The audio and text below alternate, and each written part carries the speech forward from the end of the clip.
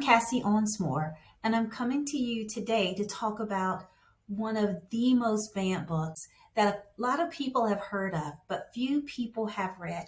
And I'm talking about Stamped.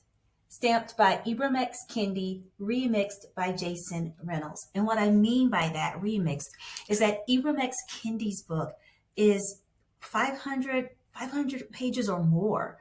And it can be a little cerebral, meaning that it's just a lot of heavy thinking.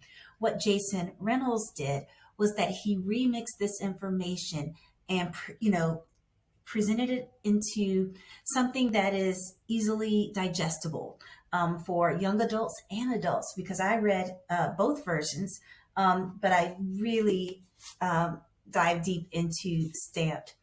The thing about Stamped, the reason why I think it's on the top of so many banned book lists, and the reason why I think it's been so widely banned, comes from something that Jason Reynolds said himself when he was in South Carolina, and he said that the book makes you think. It makes you think, and that there could be a lot of fear around young people thinking and challenging the ideas that maybe they've always heard or that they've always encountered, and that might be enough to cause some people to ban the book. That's not a good reason for me. Also, is to note that like 40%, 30% of the books that have been banned have been by writers of color, have been about people of color. So that's another thing to think about with that. If you've never read Stamped, I invite you to read it. It's not the kind of book that you read once and put down. It's a book that you read and you have to think about and digest and maybe even discuss it with someone else. In the summer of 2020, I actually led a book club using Stamped, and I had educators and parents and community members from all across the state reading this book. And the thing is that we look different. We were raised differently. We had wide diverse of political ideas, but we all read the same text and came back together, and we were able to hear each other's perspective. I don't know if anybody's mind was completely changed, but we were able to hear each other and to challenge the reason why we thought the way that we thought. And it was a beautiful time. It was a wonderful conversation. And I still have relationships with all those people today. So it was just a good experience to understand that you can read something challenging and discuss it in an intelligent way and come out better for it. I'd like to share a part from Stamped. It's something from the introduction by Ibram X. Kendi that I really appreciate and that I think is really the foundation, the heart of this book. And Kendi says, in writing Stamped from the beginning, I did not want to just write about racist ideas.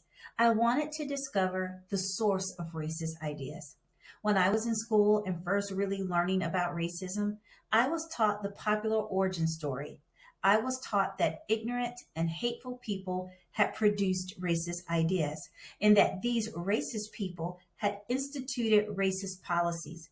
But when I learned the motives behind the production of racist ideas, it became obvious that this folktale, though sensible, was not true.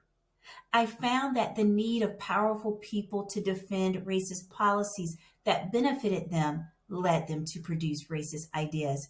And when unsuspecting people consumed these racist ideas, they became ignorant and hateful. So he's giving us the premise of this book, of why this book even came to be. He wanted to understand the why behind racism. We know the what it is, but the why, how did it just come to be? How is it so prevalent? How did we start this way of thinking?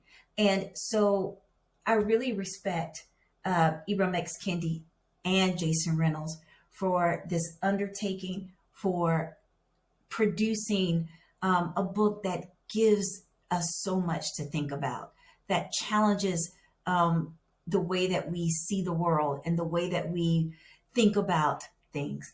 And I just think that that's absolutely amazing. And so if you are someone who sincerely believes in the freedom to read, the freedom to think, the freedom to have ideas challenged, I hope you'll pick up Snapped.